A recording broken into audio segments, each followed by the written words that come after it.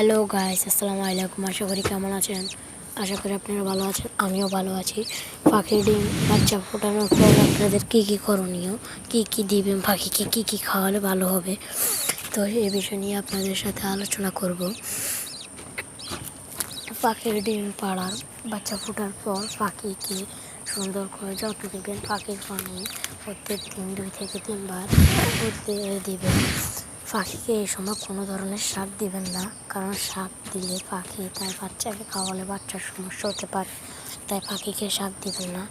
পাখির নিয়মিত আদার দিতে হবে। আদার যেন কম না হয়, আদার সবসময় বেশি থাকতে হবে, কারণ এই সময় বাচ্চারা খুব ঘন ঘন বাচ্চাদেরকে খাওয়ানো লাগে, তাই মা বাবারা আদার সবসময় তাদের কাছে রাখে। আদার মানে তাদের যে পেটের যে স্তন ইয়েটা সেখানে রাখে, তাই আদার সে সময় সবসময় পাত্রে রাখা খুব জরুরিও।